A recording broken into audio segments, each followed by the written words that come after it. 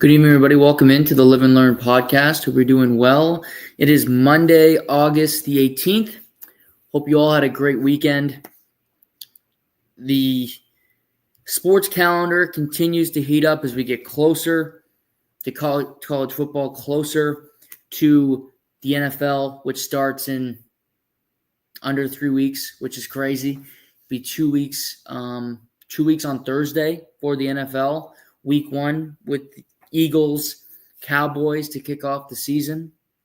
So looking forward to that. Last week, pod on Monday.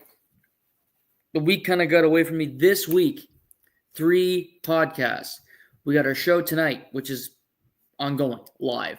Wednesday night, we're going to preview AFC North, NFC North. Friday morning, we're going to be talking about the South divisions, AFC South, NFC South. So that's coming up later this week. So those are 2 podcasts. Buckle up. Wednesday night, it'll be 7 o'clock. Friday morning, that'll be live. So 3 shows this week as we get closer to the NFL. College football technically starts this weekend with week 0, as they call it. There's a decent game in Dublin, Ireland between Kansas State and Iowa State. 2 teams ranked inside the top 25. 2 teams that could compete for the Big 12 title. So interesting game. Get some other Fresno playing Kansas, who got the Hawaii Rainbow Warriors late night against Stanford. So some games this weekend. We'll talk more about college football this time next week. We'll do a full kind of deep dive preview into the college football season, starting quarterbacks, transfers, things to look out for, best bets when it comes to gambling as we get closer.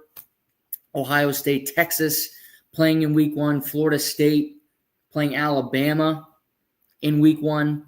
So we got some great games early on in the season, which is always great to see great teams matching up. Notre Dame in Miami, week 1 as well. So we'll talk about those matchups this time next week as we get closer to kickoff. But this weekend, lots of different things that we can get into, different storylines, different topics that were interesting that kind of took over.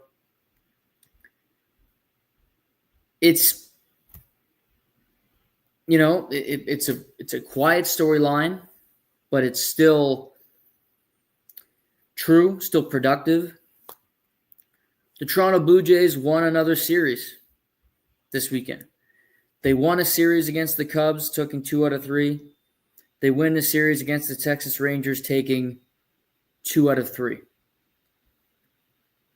You'd love sweeps, but to get series wins against potential playoff teams in mid-August, being first in the American League, looking very likely like the Blue Jays will get a bye, will get one of the top 2 seeds, will not have to play in wildcard weekend.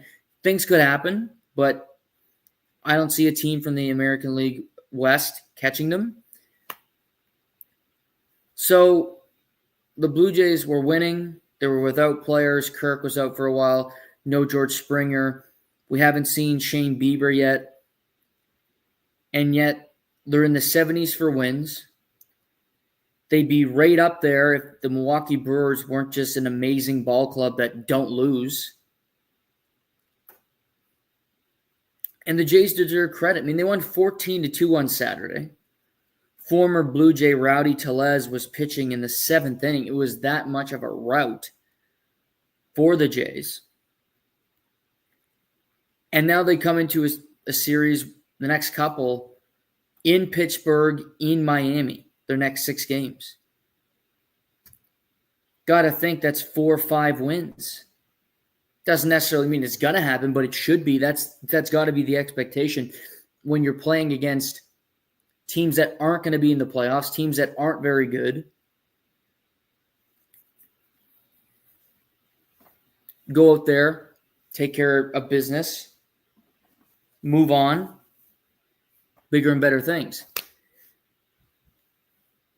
Bo Bichette leads baseball, not just the American League, but all of baseball in hits. Leading baseball in the second half of the season in average with runners in scoring position.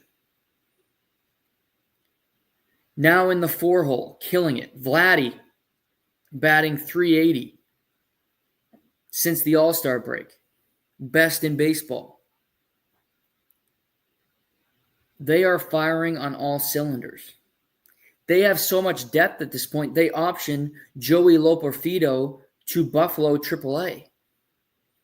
And he's been phenomenal. Plays multiple positions.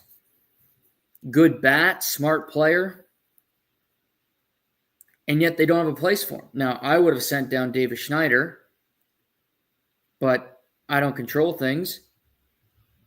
But Loperfido will be back in September when rosters expand and they can add players when the AAA season's over. But, I mean, incredible that they can option a player like him and still be fine.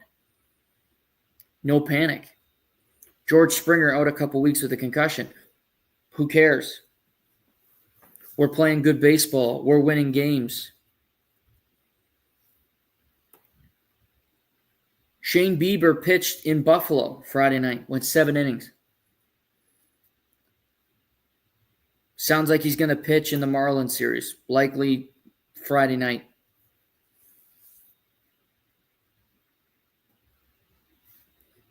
If you look at it and you go, we got Gausman. We're going to rely on Bieber being good. It's a pretty good 1-2. And then you go, well, Bassett, Rios, Lauer's been really good all season long, consistently good for them. It gives you options on how you want to lay out your rotation. Who you want in what spot. Who's going to pitch. You want options. Perfect world, you got options. Scherzer. Could he pitch? Maybe. But that's a 6-man rotation where you don't feel horrible about any of the 6 guys pitching on any given day. Not many teams in baseball have that luxury. Scratch that, no other team in baseball has that luxury, including the Dodgers. Because they're not comfortable with Kershaw pitching in a playoff game. And if anybody thinks they are, good liar. Because he's never really been comfortable his entire career pitching in the playoffs.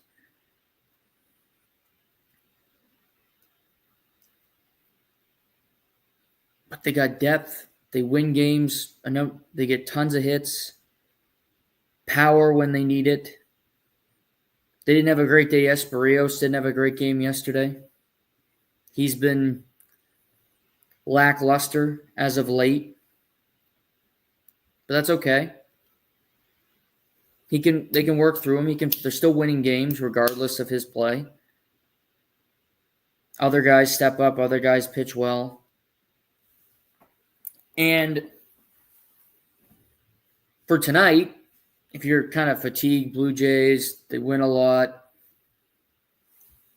Paul Skeens is on the other side. Paul Skeens gets the start for the Pittsburgh Pirates. The front runner to win the National League Cy Young. One of the best players in baseball. Been incredible. He pitches incredibly well against anybody not named the Milwaukee Brewers. The Brewers kill him, but the Brewers kill everybody right now. But Paul Skeens' first start against the Blue Jays in his career. It's at home, at PNC Park. He loves to pitch at home. That game starts in about 30 minutes. first pitch.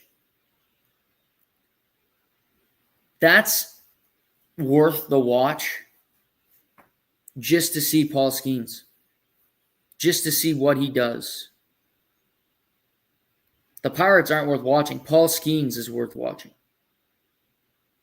The Angels used to be like this when Ohtani was on them. I went with,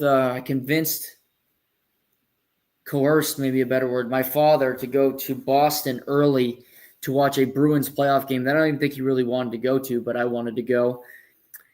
And he's a good parent. He didn't want me to go alone. I would have been comfortable going alone because I'm okay going anywhere alone. I don't need other people with me to have fun.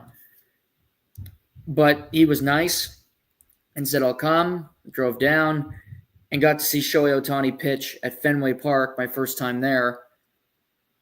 12:30 first pitch in late April. It was like 23 degrees Celsius. Beautiful day. Incredible stadium. I love it. We'll go back in a second. And Ohtani went, I've told this story in the podcast, so bear with me, but it's pretty cool. I got to see Shohei Ohtani pitch. Went 7 1/3, went 2 for 4, 13 strikeouts. It's one of his best games. And we got to see it at Fenway Park on a Thursday afternoon. Unseasonably warm weather. I mean, what does it get better than that? I loved every second of it. But you're not going to see the Angels because it's the Angels. Nobody wants to see the Angels. Angels fans don't want to see the Angels. But Ohtani makes it special. Ohtani makes it a spectacle. Paul Skeens is the same way with the Pirates. Any great athlete is on a team that sucks. Early on in McDavid's career, the Oilers were terrible. Let's go watch McDavid. It was irrelevant what team he played for. Happened to be the Edmonton Oilers. Who cares? Sidney Crosby. Let's go watch Sidney Crosby in, would you know it, Pittsburgh. Team on the brink of bankruptcy. A team in the shitter. Okay, well, they got Sid the Kid. Cole Harbor, we hear he's great. Yeah, he's turned out to be pretty good.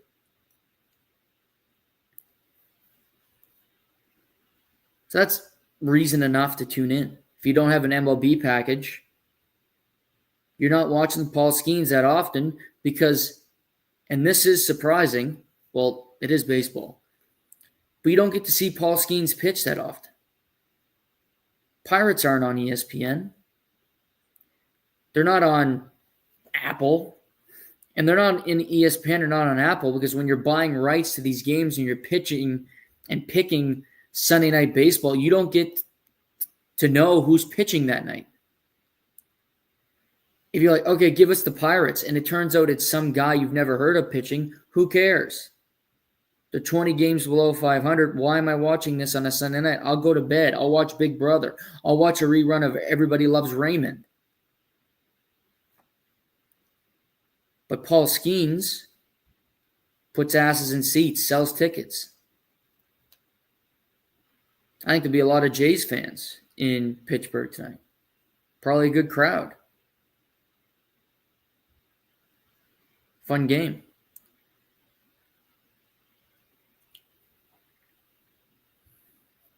But I'd be surprised if the Blue Jays are not at one of the top 2 seeds in the American League. I really would. Will they be number 1? That's the question for me. Not can they hold on to this. Maybe the Red Sox can push them, but you look this weekend, the Red Sox gained no ground because the Red Sox blew a lead yesterday against the Marlins.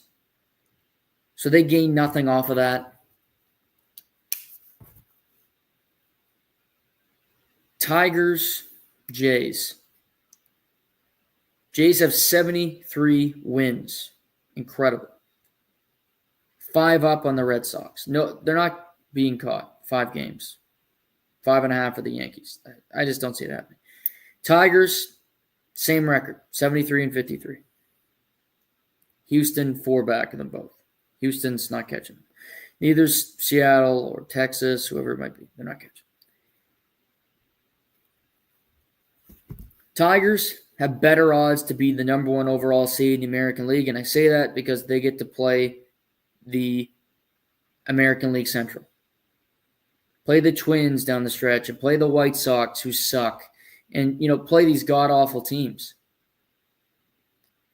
Jays still got to play the Red Sox. Orioles aren't great, but if you look on paper, they're a hell of a lot better than any of the teams in the American League Central, other than Cleveland. So battling for that top seed, continuing to play well so that you get a bye, so you don't have to go to wildcard weekend, which has been the Blue Jays' kryptonite. Multiple wildcard, best out of 2 or 3 series, has not won a game in any of them, which is hard to do. But yet they continue to lose terribly. Those Twins losses, the Seattle meltdown. So avoid that weekend if you can. And I mentioned the Blue Jays would have the best record in baseball if the Milwaukee Brewers did not exist. The Milwaukee Brewers have won 14 of their last 15 games. They defeated the Cubs this afternoon 7-0 at Wrigley. They have another game tonight. It's a doubleheader. They play the Cubs 5 times in the next 4 days. The Brewers are 79-45. Their one loss yesterday in extra innings to the Cincinnati Reds. They now have a 9-game lead on the Cubs in the Central. Cubs have had a 7-game lead on them the beginning of July.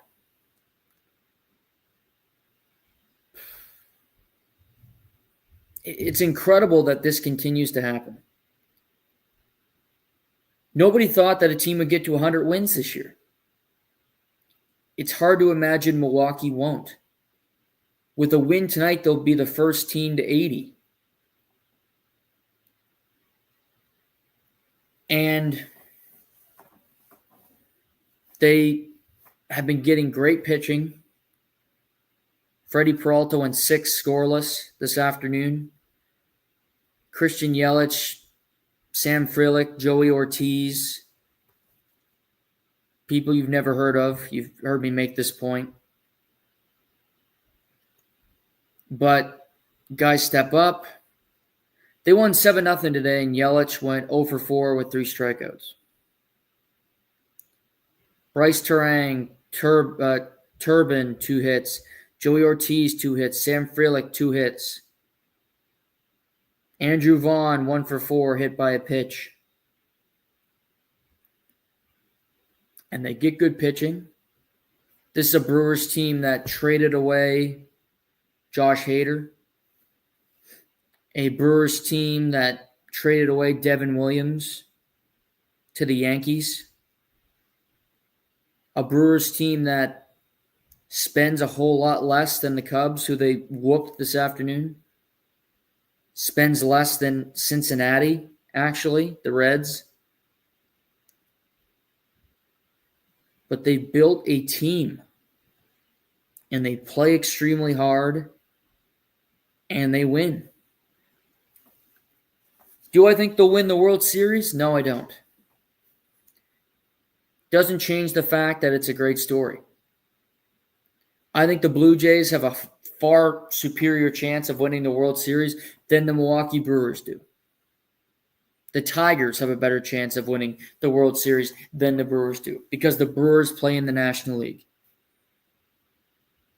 It's as simple as that to me. It's just a far more deep and talented conference, if you will.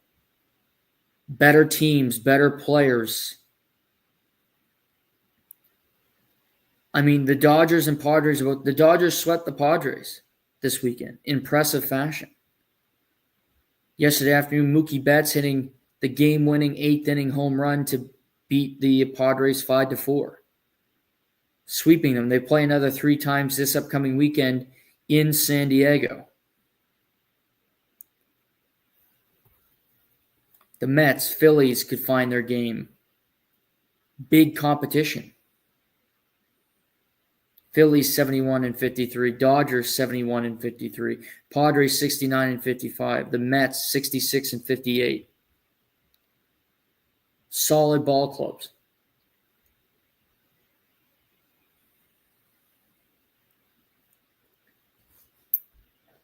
And I mentioned Mookie Betts is starting to play better. Rough start to the season, getting sick in Korea, losing a pile of weight, moving him to second base. Stupid idea. They still do it. I hate it.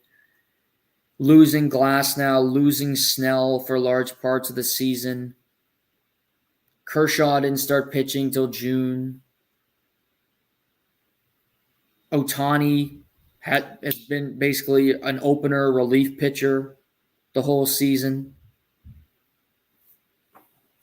And all that being said, they have 71 wins and leading their division, a good division. And they sweep their rival, the Padres.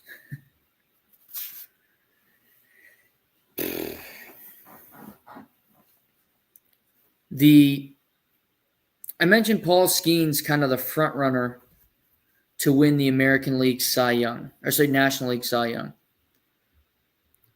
The reason, to me, he's the front runner now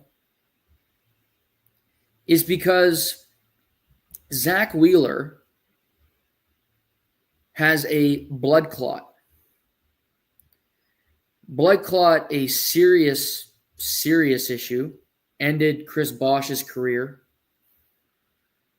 where he couldn't play anymore. And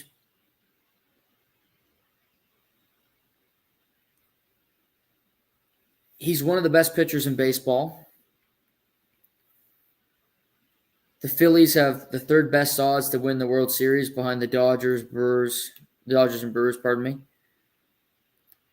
And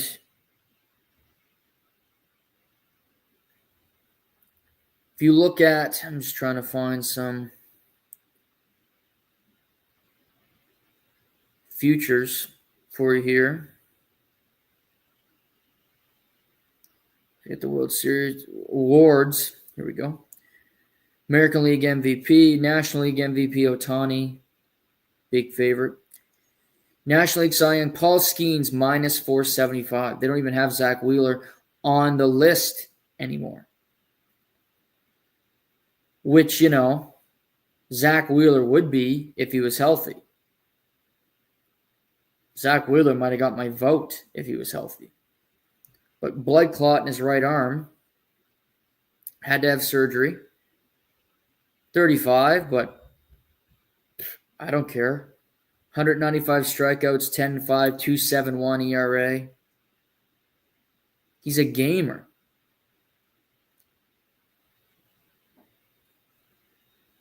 Veteran, but still a gamer. Still one of the best pitchers in the game on a team that has been close to getting the World Series but hasn't accomplished it. But now you got Skeens, Wheeler's teammate Christopher Sanchez, who's been great, Matthew Boyd of the Cubs, Freddie Peralta of the Brewers, fourth on this list. It goes Skeens minus 475, Sanchez plus 330, Boyd plus 1900, Freddie Peralta plus 6,500. So it jumps up quick.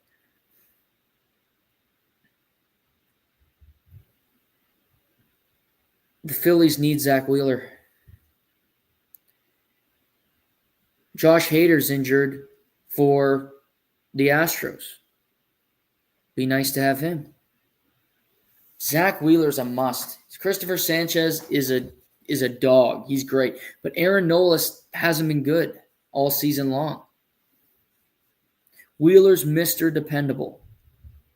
He's going to go out there every fifth day, give you a quality start, and give you a chance to win.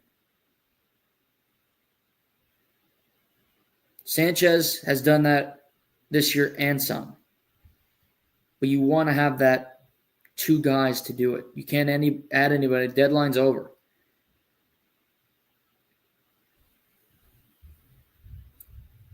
Rough news for the Phillies. They should be okay to win their division because the New York Mets are just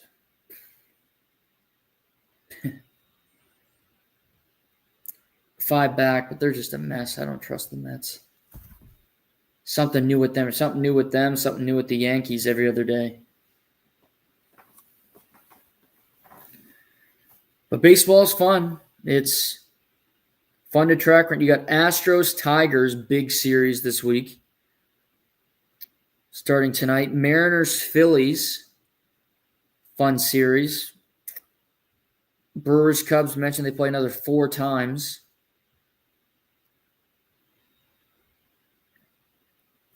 It's lots of fun stuff to track. But an interesting weekend. Lots happening.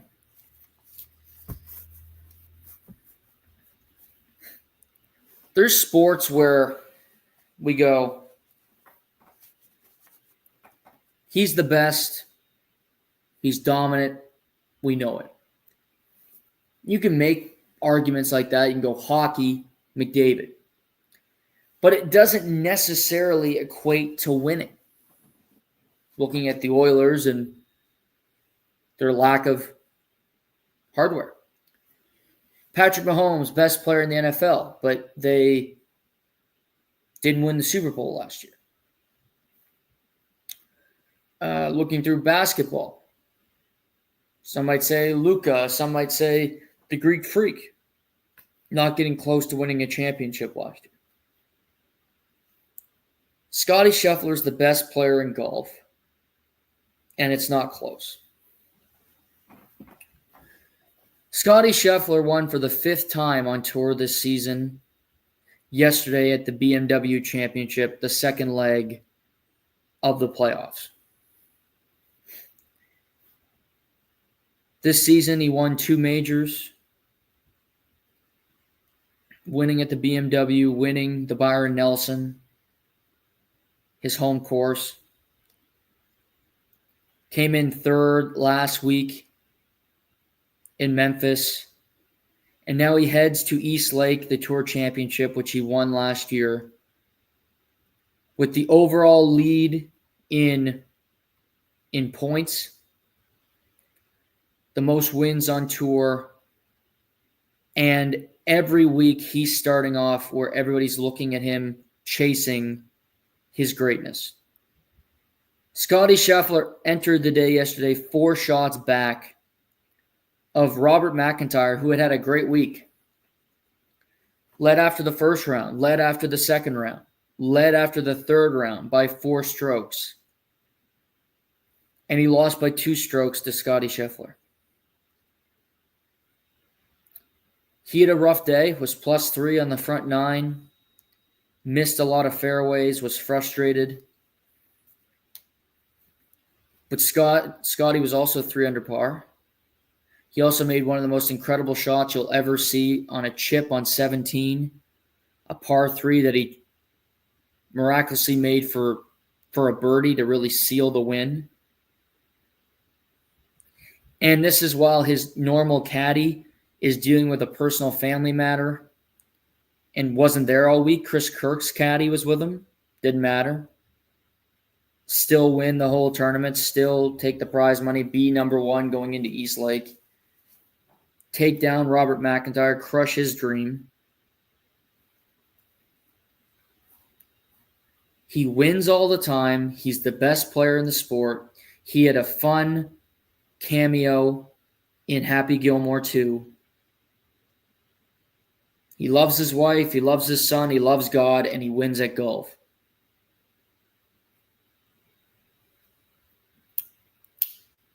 Doesn't matter how much he's down. He can get back into it. He's starting to scare people. Bob McIntyre fell apart yesterday. Fell apart early, and he couldn't get it back on the rails. Sam Burns had a really good day. Stuck in there, competed well, made sure he's going to go to East Lake. Good for Sam Burns. He's been through a lot, had back surgery a couple years ago, was worrying about losing his tour card, finished second this this year at the RBC Canadian Open. He's a gamer. I like Sam Burns, RBC guy. But you never thought Sam Burns was going to win. Scottie Scheffler's winning the tournament, period. 4 strokes, 6 strokes. People are going to crumble. He's becoming Tiger, just he's pale. Tiger had an aura. Scottie, it's a different aura, but he's going to kick your ass. He's just going to do it quietly. If he didn't win this week at East Lake, it would be surprising more than anything. Won the PGA, won the Open Championship, has won 2 Masters. He's a U.S. Open away from doing what it took Rory McIlroy 13 years to do. And that's be a Grand Slam champion.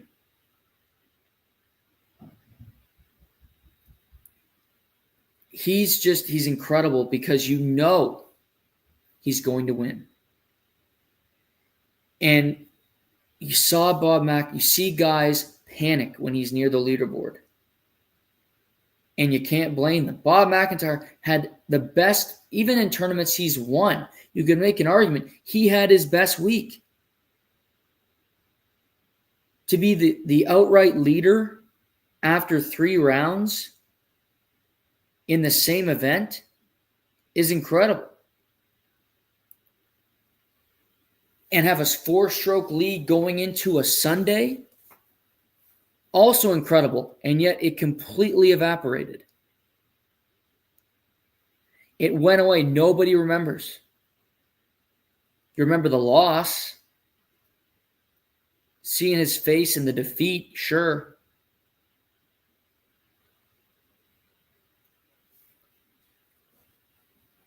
Tour Championship, top 30 players head to Georgia to play at East Lake. 2 Canadians in the field, Corey Connors and Nick Taylor. Taylor Pendrith finished 32nd, need to be inside that top 30.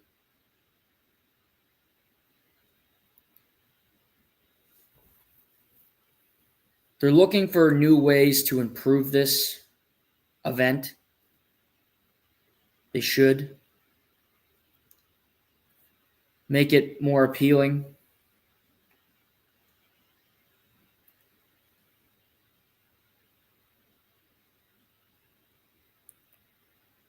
And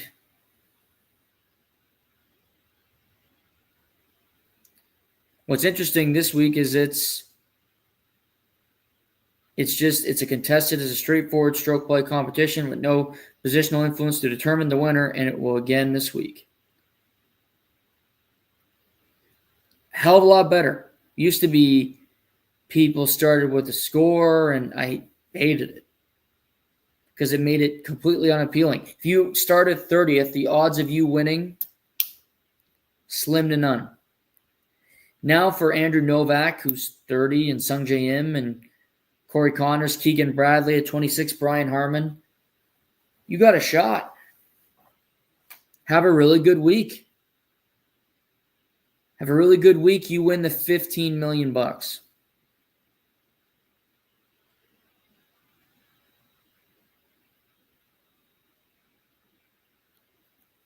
Fun course, good end to the season. The last real weekend for guys to showcase themselves to Ryder Cup captain Keegan Bradley, who's playing in the tournament. We'll see how that works. I think he should be playing in it. He probably won't because he's such a nice guy. But for guys right on that bubble, Chris Gotterup, who got in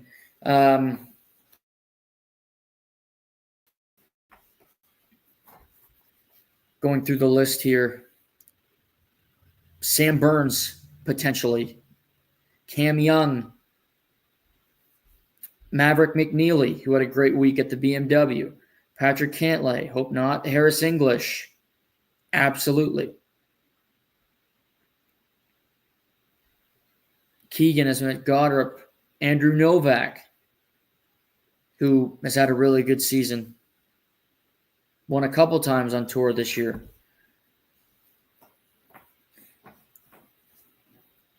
But for it to be played just a straight-up golf tournament, no gimmicks, no you're up by 10 strokes to start, should be really fun. Because anybody, if you get hot for a week, you have a chance to win it. Which is all we want. All you want is a sports fan to watch. No fun when you're like, this guy's got no, why am I watching this? Half of this field has no chance. That sucks for anybody. I don't care why you're watching. And Scottie Scheffler will be the big favorite going into this weekend. You get plus 150, McIlroy plus 850, Tommy Fleetwood plus 1,400, Ludwig Aberg plus 1,800, Russell Henley plus 2,000, Justin Thomas, Scottie the major favorite going into the Tour Championship. But a fun weekend of golf.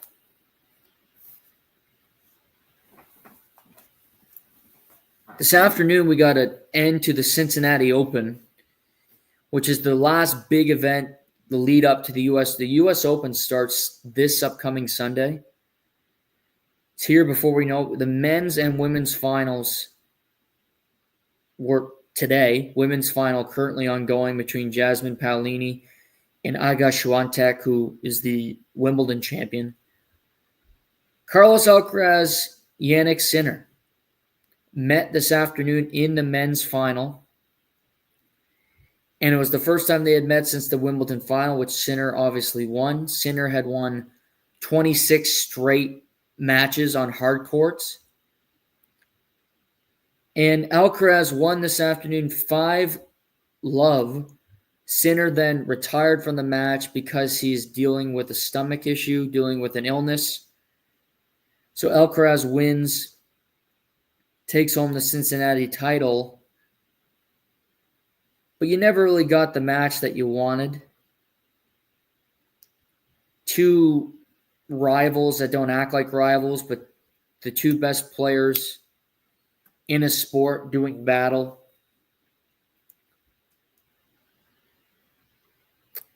I don't feel too bad because I think we're going to get it again.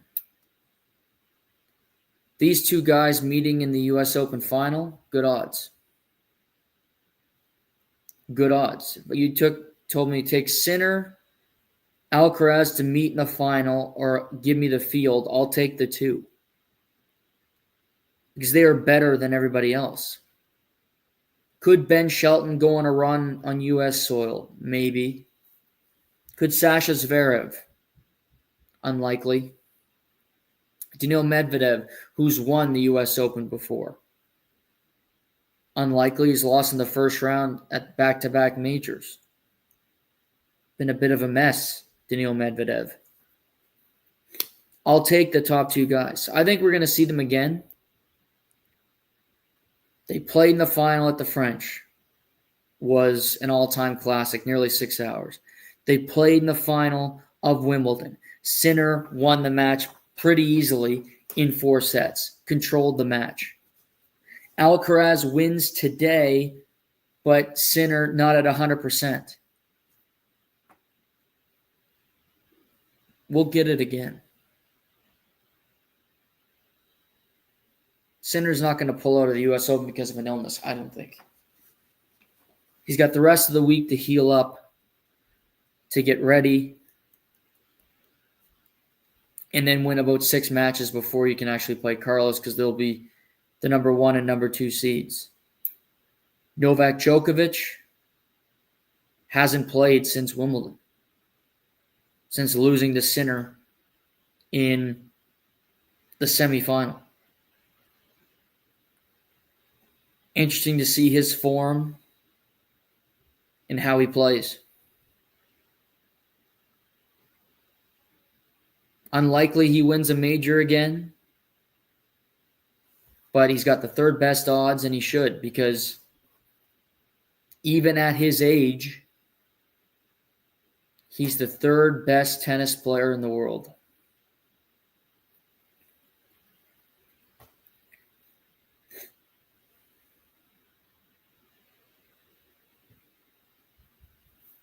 Third best tennis player in the world at age 38, 39 years old. Incredible what he can do. Jasmine Paolini, Iga Swiatek, right now, the women's semis. Swiatek, she wins here. She made it to the semifinal in Canada. She won Wimbledon. Playing good tennis. Be right up there as the favorite alongside Arina Sabalenka. When it comes for the women's final. But yeah, U.S. Open starts a day earlier. Starts on a Sunday. This coming Sunday, U.S. Open starts the 24th. Sneaks up on you.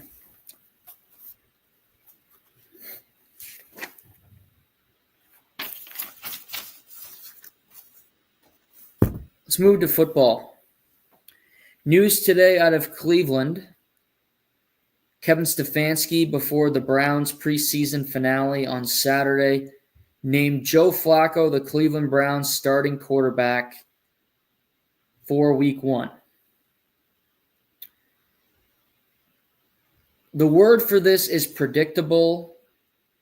My word for it is boring. This is a easy, kind of like Joe Flacco, vanilla appearance. It's an easy decision. It's vanilla. It's okay. Joe Flacco, 40-year-old Joe Flacco, 18th NFL season. Who cares? Is my sentiment.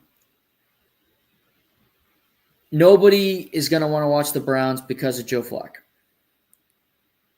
They drafted 2 rookies. They're not playing either of them. Hate that. Dylan Gabriel played well over the weekend. Shedeur Sanders played well in preseason game Week 1. But yet you go with Joe Flacco. Joe Flacco will not play every game this season. If you want to go starts, Joe Flacco is 6.5. I'm taking the under. I looked at the old Cleveland Browns schedule today, just for fun. Had some free time. And I'll tell you, it's a doozy. Here's Cleveland's start to the season. Week 1, host the Bengals. Bengals usually suck in Week 1. Watch the quarterback series on Netflix. They lost to the Patriots in Week 1 last year. A brutal Patriots team. Not like the Patriots team this year that's going to be pretty good. A brutal Patriots team.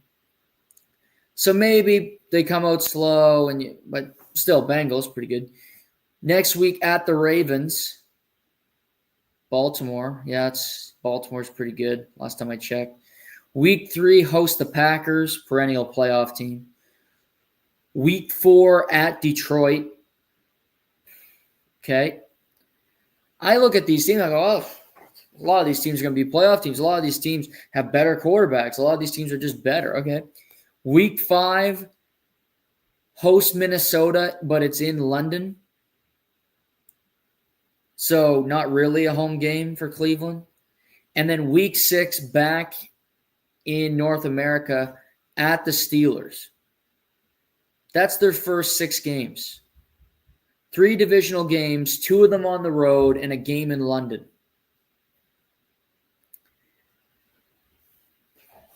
Maybe they're deciding we're going to lose a lot of games early, which they will. And we don't want to drop the confidence of our rookies. Okay. But now I'm curious, who's quarterback 2? Is it Dylan Gabriel or is it Shedeur Sanders? Because week 7, The Browns play the Dolphins. The Dolphins are going to stink. Here's a primer for everybody out there doing this season. I think the Dolphins, we're going to get to divisional previews. We'll talk about them. The Dolphins aren't going to finish first, second, or third in the AFC East. So that leaves one spot for them. They're not going to be good. So maybe that's the week you go Shedeur, Dylan Gabriel, whomever it might be, because they have so many effing quarterbacks down there in Cleveland. This is your game to start. I don't care which rookie it was. I would have went with a rookie quarterback because you drafted two of them. If you don't care how the season's going to go, which they don't, but they can't admit publicly because you can't say that to fans who are going to buy tickets. But it's just the truth. They don't give a shit. The New Orleans Saints don't care how the season's going to go. They don't. So knowing that information, why not play the rookies? If your season sucks, you draft a quarterback number 1 next year. This upcoming April. Which they will if they suck. Garrett Nussmeier, Lenora Sellers, lots of fun quarterbacks in college this upcoming season. They could have a crack at. You could do that. But you go with old Joe and you know nothing. There's nothing to learn. You know, he's 40 years old. It's his last season in the NFL in all likelihood. You're not winning with him. Nobody cares to watch your team. To me, starting Joe Flacco just makes them look like more of a joke than they already are, the Cleveland Browns. And I like Joe Flacco as a guy. I mean, nobody's a bigger fan of Joe Flacco than my dad. I mean, I got to show love there. But nobody cares. Joe Flacco's dad and his family probably do. Nobody else gives a shit. People in Cleveland aren't jazzed up because they get to see Joe Flacco in week 1. And their best chance to win any of those first 6 games is week 1. Against the Bengals, who are slow starters a la Max. Seems like every other year they lose a week 1 game that they should win. Patriots last year, Browns 2 years ago. They come out flat, they lose a bad game.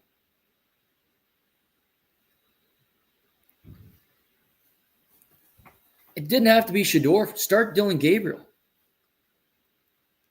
But to me, just the Joe Flacco decision doesn't make sense. I'd rather be bad with a rookie that you're not paying anything. Dylan Gabriel is a 3rd-round draft pick. Shedeur Sanders is a 5th-round draft pick.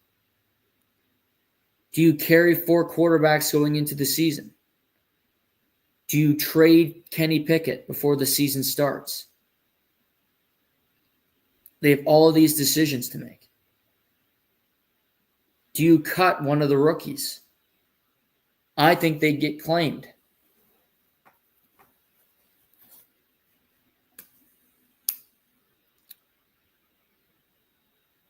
Other news, the Buffalo Bills signed running back James Cook to a 4-year, $48 million extension with $30 million guaranteed. He was in a hold-in. So he was at camp, just not participating in practice, not participating in preseason games, but gets a new deal.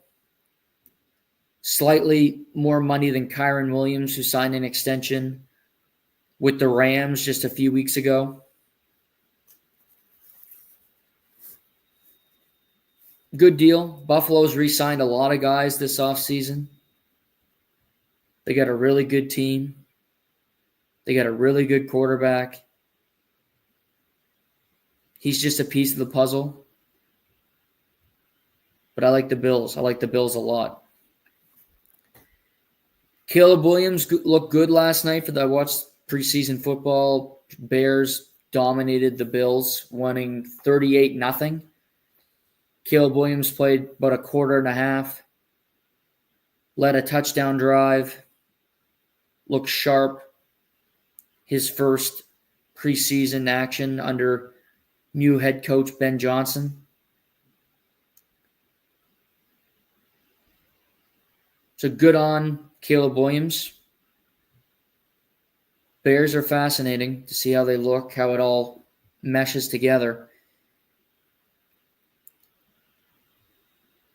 But preseason wraps up this upcoming Saturday, then a week off, and then the NFL begins. There's a game tonight, Bengals Commanders. Will the football be great? Maybe not. Will I watch probably 3/4 of it? Yeah. It's really it's the holdout game. Trey Hendrickson, Terry McLaurin. Both want new contracts. Both haven't been really participating in training camp. Both are now reportedly on the team's trade block. So both guys are being shopped. The Bengals' only good defensive, and this is not an exaggeration, the Bengals' only good defensive player last year was Trey Hendrickson. He led the NFL in sacks, and he's had more sacks and more pressures than TJ Watt over the last 3 years. But he's 30 years old, and they don't want to pay him for what he did. They want to pay him for what he's going to do, which I get. But also, you're Cincinnati. You're a cheap-ass franchise. You gave Jamar Chase a bunch of money. You gave T. Higgins a bunch of money. And you didn't care that much about the defense, which was your Achilles heel last year. If they trade him, which I don't think they will, because it's a hard trade to pull off, and a new team would have to give him a new contract, which is complicated. But they need to give him a new deal. They need him on that team. The Bengals are a team that absolutely has to make the playoffs for Zach Taylor to keep his job as head coach. And you're going to have to do that in a division with the Ravens and with the Steelers, a perennial 500 or better team. Okay, the Browns stink, but two good teams in front of you.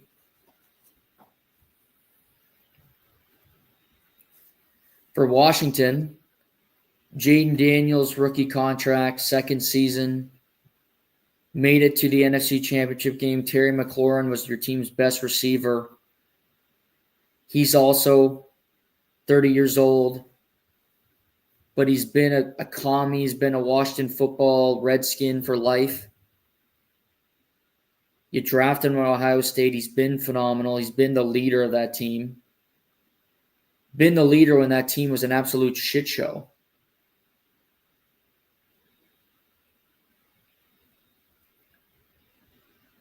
I'd pay both of these guys. Find a way. Because they need them. To be competitive, to be good, you need these guys. Period.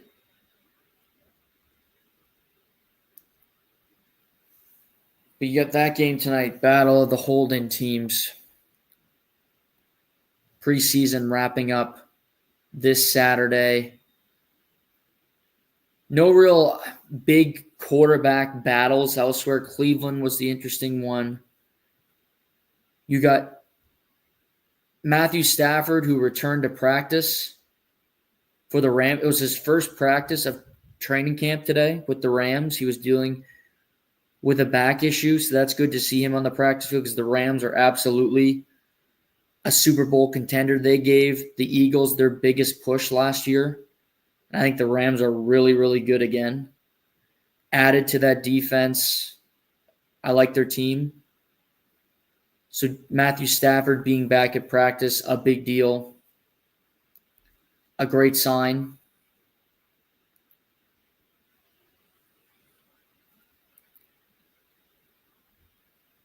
But the NFL always brings intrigue, fascinating storylines. Also news, Dolphins signing pass rusher Matthew Judon to one-year deal. They love bringing on former Patriots. Matthew Judon, 33, 5.5 sacks last year for Atlanta.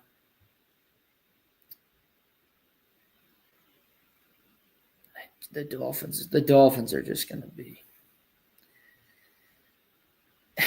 they're just going to be a mess. Be fun to watch, but they're going to be a mess. But we'll see how the last week of the preseason rolls on in the NFL as we get closer to the start of the season. I mentioned college football. Week 0, they do this every year. Week 0, it's not every team plays this weekend. Select teams do. And some don't start as the start of college football. I do, because there's games. 1 o'clock Saturday afternoon in Dublin, Iowa State, Kansas State. Iowa State getting 3.5 points. Both teams have veteran quarterbacks. Both teams have seniors. Anthony Becht, you might remember him. He coaches in the XFL, was a tight end. He played for the Bills way back when. His son, Rocco, is the quarterback for Iowa State. Good player, big competitor, good athlete. Been at Iowa State the last number of years, the Cyclones. Kansas State, Avery Johnson, been there a number of years, a lot of college starts. I think Kansas State's a dark horse. Kansas State absolutely could win the Big 12. It's a neutral site game. Kansas State technically the home team in this matchup. I think Kansas State's going to win the Big 12. I like their team. I like their running game. I like their quarterback. They got experience. They're in a weird conference where Arizona State is also good with Sam Leavitt returning. But I like Kansas State minus 3.5. Lay the points as the favorite. I got them winning week 1. I got them going deep, making the college football playoff this year at Kansas State. Also that day, Fresno State in Kansas. Kansas just had a big story last week. They got $300 million from a booster for their repairs to their football stadium / NIL. $75 million for the stadium, and then the rest, it was a donation to the school, otherwise known as NIL. Kansas has a quarterback, Jalen Daniels, coming back for another season. Kansas wins, laying the points, minus 13.5. And the last game of the day, Stanford. Stanford led by Andrew Luck, who's the GM of the team, recruiting players, running NIL. He brought in Frank Reich, who used to coach him with the Colts. Frank Reich now is the head coach for 1 season with Stanford before they can find their coach of the future. Stanford going to Hawaii to play my Rainbow Warriors. Reading college football people I trust, they expect Stanford to be one of the worst teams in college football this year, period. You got to go on the road week 1, week 0 even. Fly over to Hawaii, get your ass over there, great weather, get ready to play. Hawaii 2.5-point favorites at home. Hawaii's going to win this game. Stanford's going to have a bad season. Hawaii minus 2 favorites, win in week 0. We'll get more into picks and things of that nature next week as we get closer to week 1 in college football, including a big matchup between the Ohio State and the Texas Longhorns.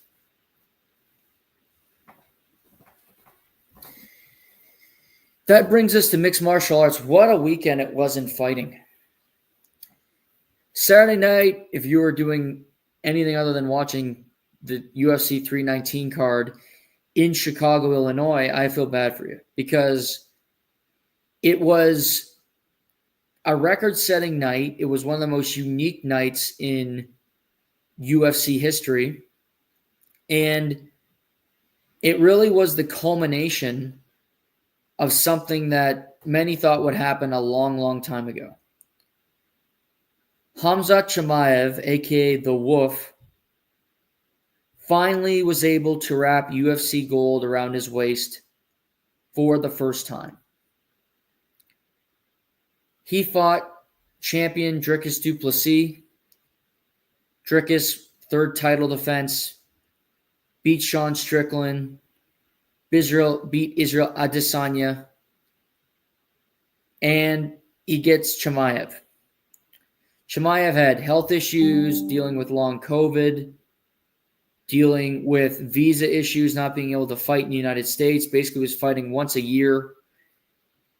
But with President Trump at the helm, gets him into the country.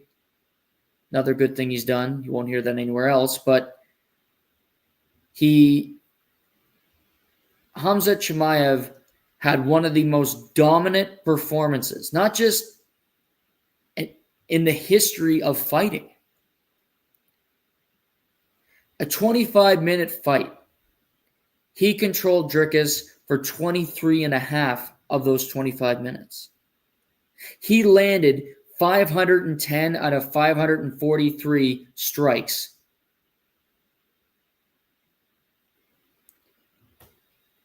He landed 12 of 17 takedown attempts, which I think should be higher than that. He got Dricus in a crucifix 2 different times. He was never in danger.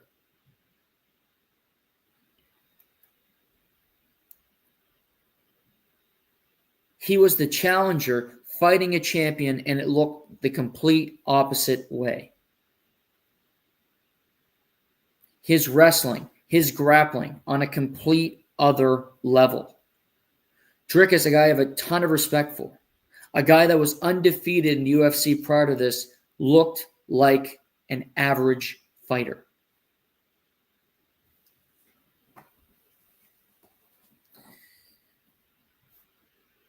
Khamzat Chimaev is something else.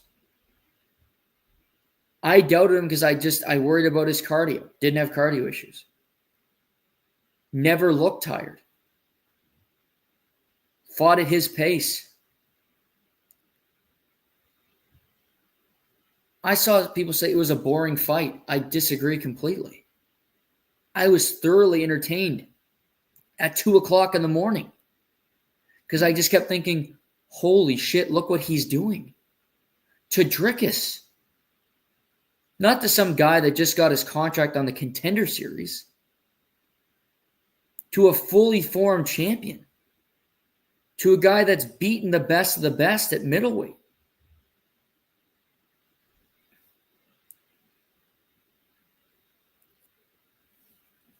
He ragdolled him. He did whatever he wanted in any situation. Never in danger. Never worried about losing.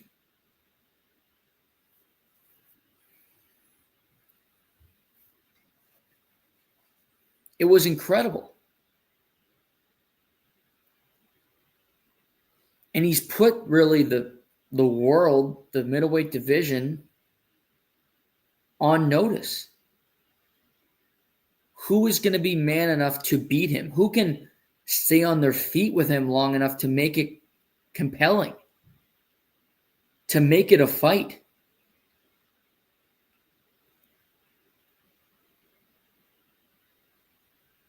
Dricus is great. Dricus is a phenomenal fighter. It was not even close. Khamzat then says after the fight, I want a quick turnaround. Put me in Abu Dhabi, October 25th. Co-main event, middleweight title. I'll defend it for the first time.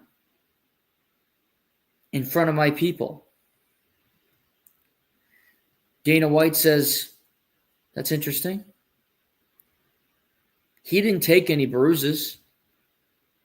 He wouldn't be hurt from that fight. Hardly took a punch. Took one solid one in the 5th round. That was it.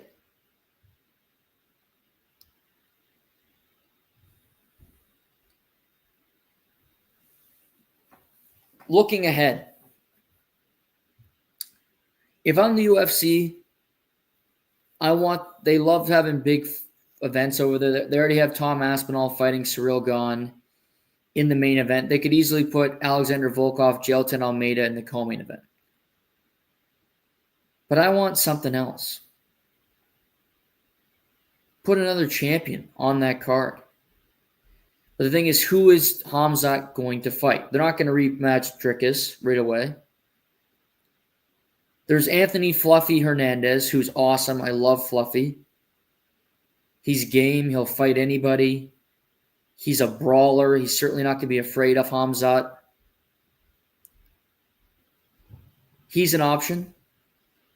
There's Nasruddin Imavov, but he's fighting Cal Bohadio September 6th in France. So would the winner of that fight do a 6-week turnaround? Maybe. But certainly not optimal when you're preparing in 6 weeks to fight Khamzat Chimaev. And then there's Renier de Ridder, who's already fought 3 times this season. So this year, defeated Robert Whittaker in July, defeated Kevin Holland, defeated Bo Nickel. He's a multiple-time champion in one championship, another promotion. Really good on the ground. He said today, did an interview, I'll go fight Khamzat in October. No problem. I'll go do it. Love it. I love guys after this event. Michael Venom Page, Carlos Pratas already saying, give me my next fight. Love it. If I'm the UFC, why not? Khamzat wants to do it. He typically never fights. His second fight of the year, do it. 100% do it. Against de Ridder. Is he the guy that should be number 1 contender? Maybe not, but who cares? Shit happens. See, Casey Ward, Khamzat going down to welterweight, take out Islam. I don't know if he can make welterweight. He missed weight a number of times at 170 pounds.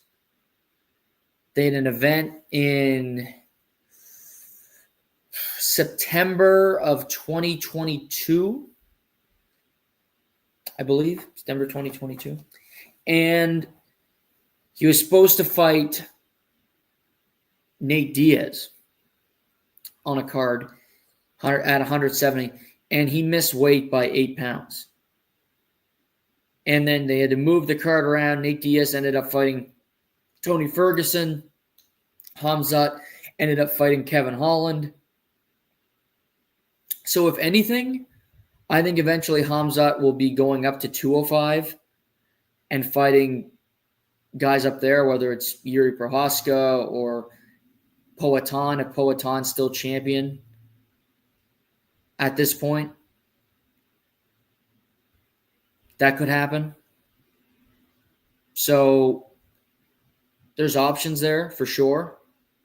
But I think more him going up to 205 eventually if he defends the middleweight title enough and testing his luck at a higher weight class.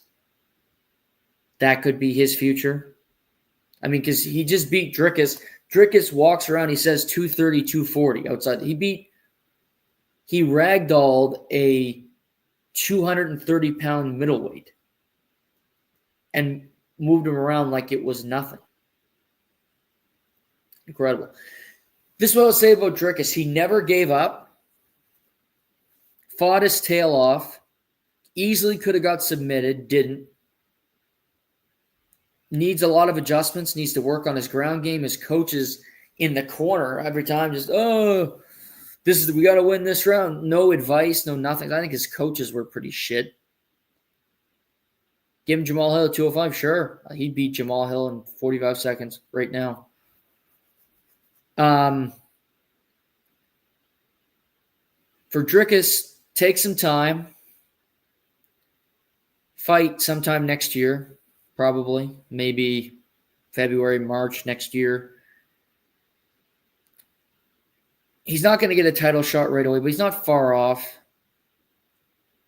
He'll come back better. I didn't really like Drickus when he came in. I like him now. Something about him, I just think he's a gamer. He's a tough son of a bitch, and I have a ton of respect for him. He's just a really good fighter as well. There's guys that I think want to fight sooner. So I don't know if it's tough to say who his next booking will be. Like Fluffy would be fun. But I think Anthony Hernandez wants to fight before the end of the year. Who that is up against, I don't know. I'd love to see Fluffy fight Izzy. I'd love to see Fluffy fight Sean Strickland. Drickus returning against the loser of Kai Bohaudio, Nasruddin Imavov sometime next year. Love it. Him fighting Fluffy next year. Maybe Fluffy wins a fight and they fight early next year. Love it. He's by no means done in the middleweight division. He's still one of the best in the division, period. Khamzat's just a freak. He didn't get subbed. Robert Whittaker got subbed in the first round. More power to him. Co-main event, the debuting from Bellator, Aaron Pico fighting Lerone the Miracle Murphy. Lerone, who took the fight on 3 weeks' notice, undefeated in his MMA career. What a first round. Pico, landing good shots, wrestling, gets Lerone to the ground. Incredible pressure coming at him. But because he was so persistent and because you knew it was coming, what happens? Oh, yeah, Pico gets shoved away. He comes in. Lerone throws a nasty spinning back elbow right on the money and puts Pico to sleep. Pico, who was shredded for this fight, who looked great, didn't look scared to be in the UFC. Just Lerone Murphy had timed it, knew how aggressive he was, and it was pitch perfect. That was just understanding, fight IQ, knowing his fight style, making reads throughout that first round. Lerone Murphy, undefeated, still gets a huge finish and a co-main event spot. Took the fight short notice. After the fight, Alexander the Great Volkanovski, one of the great champions in the history of the promotion, says, "Great win, Lerone. See you in September. See you in December." Last card of the year in Las Vegas. I love it. I love that fight. Alex is not afraid to fight. He wanted to fight Evelev. Evelev got hurt, was supposed to fight Pico. He now says, "Give me Lerone." Doesn't care. Huge competition. Massive threat. We'll take him on. If I'm the UFC, you've set it up well. They got fun fight nights all through December, but they also are aligned and they have the boxing card with Canelo Alvarez and Terrence Bud Crawford on Netflix, which is going to be phenomenal. But you got Noche UFC in there with Diego Lopez and Gene Silva, awesome main event. You got Imavov and Bohaudio in France. You got UFC Shanghai this weekend. You got UFC in Perth. And then you got a pay-per-view October 4th, which is great. You're going to have Abu Dhabi, which could have two champions on the card because if you put Chimaev, then you got New York, which I think the main event's going to be Islam and Jack Della Maddalena. It hasn't been announced yet, but I think it will be. Then you got December. Your last pay-per-view on ESPN before you move to Paramount Plus. I'm going main event, Volkanovski, Lerone Murphy for the featherweight title. Co-main event, Alexandre the Cannibal Pantoja against Joshua Van for the flyweight title. 2 awesome fights. Going to sell a lot of tickets. Last card on ESPN before the switch. That's just an awesome night of fights. And for your last 4 pay-per-views to be lined up the way that they are, you're putting out a good product. Their show on October 4th is going to be stacked with Pereira Ankalaev and Sanhagen Davishvili, Joey Pfeiffer fighting Abus Magomedov, Yuri Prohaska fighting Khalil Roundtree. What a card. I got a wedding to fit somewhere in that night, but I mean, of course, love comes first, but I'm going to try to watch some of those fights. That's how I'm booking. Lerone Murphy earned a title shot. Got the bonus. Called him out. What a fucking spinning back elbow. He hits a spinning back elbow a fight after Carlos Prates gets a spinning back elbow right off the dome piece of Jeff Neal. Carlos Prates, who lost to Ian Machado Gary, but bounced back and gets a great finish. Heck of a moment. Goes to the back, ripping cigarettes, drinking beer because it was his birthday yesterday. And then he says, I want to fight in Rio on October 11th. Dana says, you're going to fight in Rio. Done. You also get a $50,000 bonus. Done. I love him. So much fun. Carlos Prates fighting Michael Venom Page would be a lot of fun. Because Michael Venom Page is one of the toughest puzzles in martial arts. His style, being able to get at him.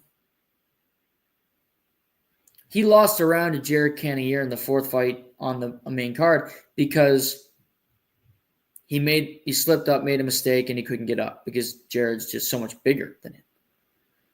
But his crisp boxing, his karate style, Michael Venom Page fought at 85, said he'd fight at 170. I think it's a fun fight in Rio, a fun co-main event. You got Charles do Bronx Oliveira fighting Rafael Vaziev in the main event. Rio shaping up to be fun.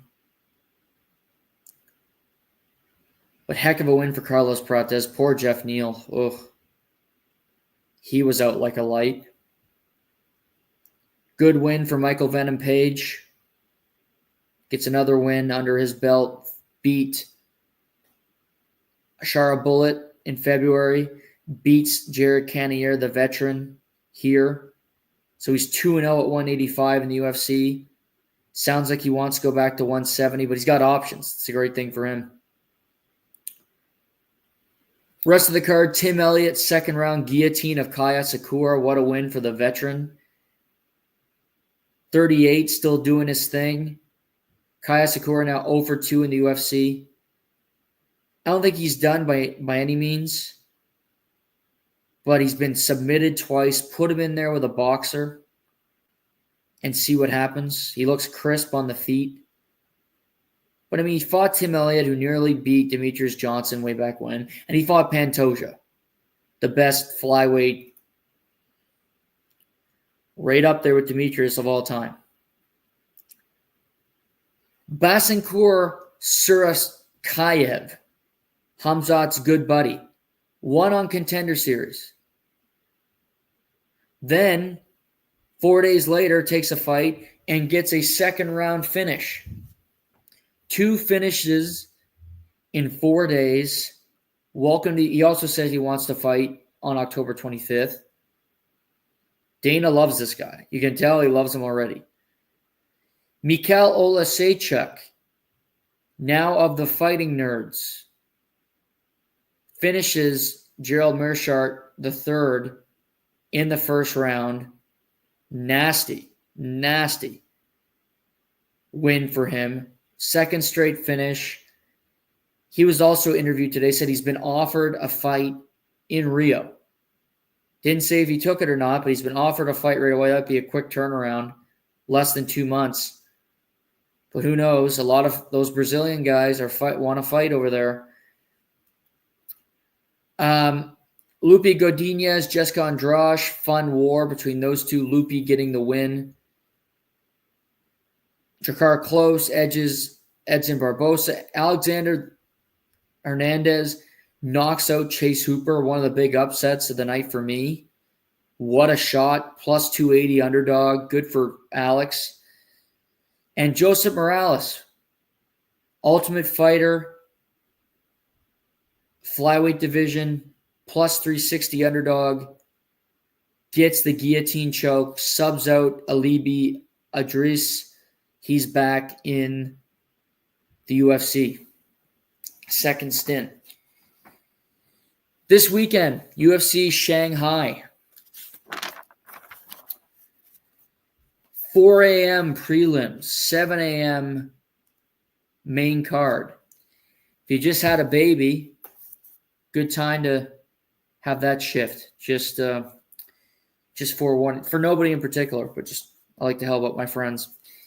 In the main event, Johnny Walker fighting China's Zhang Minyang. Zhang is so scary because he should be a heavyweight, but he's a light heavyweight, and he's just shredded, and he's a massive human being. Johnny Walker's been knocked out 3 fights in a row, and now he gets Zhang, and Zhang has finished his last 5 opponents. Zhang's a minus 390, Johnny Walker plus 280. I like Zhang, and I like Zhang to finish him within 2 rounds. Zhang continuing his win streak. Co-main event, really fun fight. Brian T-City Ortega fighting former bantamweight champion Aljamain Sterling. This is a fight at featherweight. Aljo really good on the ground. He's wanted the Ortega fight for a long time. Aljo minus 330. I like Aljo to win this fight. I nearly beat Evelev back in December. Really close. Evelev was undefeated. I like Sterling minus 330 to get the win. Continue to move up the featherweight rankings. Sergey Pavlovich, the big Russian fighting Waldo Cortez Acosta, a.k.a. Salsa Boy. Pavlovich minus 265, Salsa Boy plus. This is a really close fight. The odds tell you that as well. Pavlovich won a fight back in February. Salsa Boy just fought in Newark in June. Fought well, getting the win.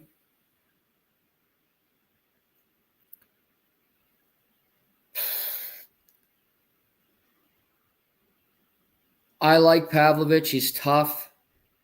When his striking's on point, he can knock out anybody. I'm going to go Pavlovich minus 265 to get past Salsa Boy. Prelim fight. This is why I'm mentioning this. Lanair Kavanaugh's undefeated flyweight. He's fighting Charles Johnson. Charles Johnson has beat 2 guys that were undefeated going into fights against him. Charles Johnson, I thought, won his last fight, but got robbed via the judges. He's a plus 186. I like Johnson to win this fight, plus 186. Take him, plus money. Also, Michel Pereira fighting Kyle Dawkins. Kyle Dawkins took the fight short notice, second stint in the UFC. I like Kyle Dawkins plus 215 to win in his return. It should be a fun fight early, fun event early Saturday morning. So we got some college football this week start. We got a fun event in Shanghai. We're going to track baseball. U.S. Open starts on Sunday, so we'll have lots to talk about next week. Wednesday night, 7 p.m., AFC North, NFC North preview. That's on tap. Friday, we're going to have AFC South, NFC South preview. So 2 divisional preview shows coming this week here on the Live and Learn podcast platform. We'll talk to you Wednesday. Thank you for tuning in as always. Thank you for the support. I'm your host, Noah Warren, and this is the Live and Learn podcast.